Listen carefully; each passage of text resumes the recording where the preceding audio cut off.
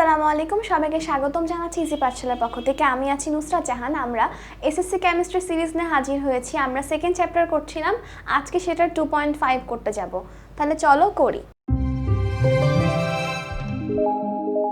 ওকে, আমরা 2.5-এ শিখব মোমের জ্বলন এবং সেই অবস্থায় মোমের 3 অবস্থা দেখতে পাওয়া।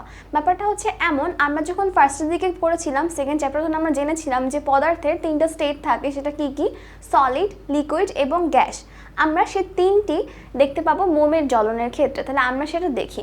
এখানে দেখা যাচ্ছে যে একটা মোম আছে যেটা হচ্ছে কি জ্বলন্ত, এবং এখানে দেখা যাচ্ছে যে এখানে তরল, এখানে মোমটা কি হচ্ছে, গোলে তরল হচ্ছে, এবং এখানে কঠিন মোমটা দেখা যাচ্ছে। ব্যাপারটা আসলে কি হচ্ছে এটা একটু জানার প্রয়োজন। দেখা যায় যখন আমরা ফার্স্ট চ্যাপ্টার করেছিলাম, আমরা পড়েছিলাম যে মোম হলো একটা হাইড্রোকার্বনের মিশ্রণ। তখন কোশ্চেনটা হচ্ছে এমন যে হাইড্রোকার্বন জিনিসটা কি? হাইড্রোকার্বন হলো হাইড্রোজেন এবং কার্বনের সমন্বয়ে গঠিত যৌগ, যেটাকে আমরা হাইড্রোকার্বন বলছি। ঠিক তেমনই একটা হলো মোম। এখানে ব্যাপারটা হচ্ছে এমন, যখন আমরা এই মোমটাকে কি করব, জ্বালাবো, তখন আমরা 3 ধরনের স্টেট দেখতে পাবো। কিন্তু কেন সেটা আমরা বুঝবো। আমরা কিন্তু সবাই জানি যে মোম একটা সুতা থাকে। কি থাকে? সুতা।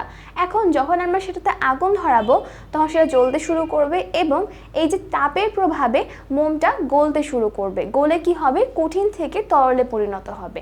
এখন আমরা যে কথাটা বলছি এটা কিন্তু বইয়ে লেখা আছে। আমরা কি করব, এটা হচ্ছে আমরা পড়ে পড়ে দেখব। এই যে লেখা আছে মোম বিভিন্ন হাইড্রোকার্বনের মিশ্রণ, এবং হাইড্রোকার্বন জিনিসটা কি, সেটা হচ্ছে আমাদের হাইড্রোজেন এবং কার্বনের গঠিত জৈব যৌগ। এবং এই যে আমরা বললাম 3টা স্টেট দেখতে পাবো। আর কি আছে, এই যে সুতা থাকবে, সেটা আমরা কি করব, আগুন জ্বালাবো, এবং এটার কারণে সুতার চারিদিকে এই হাইড্রোকার্বন যে অণুগুলো রয়েছে সেটা তাপের প্রভাবে গলে তরলে পরিণত হবে, অর্থাৎ কঠিন থেকে তরলে ট্রান্সফর্ম হবে। এখন যখন আমরা তরল মোমটা পাবো, এটা কি হবে, আগুনের তাপে প্রথমে বাষ্পে পরিণত হবে, অর্থাৎ আমরা বায়বীয় স্টেটটা দেখতে পাবো। তাহলে কি হবে, তাপে প্রথমে বাষ্পে পরিণত হবে।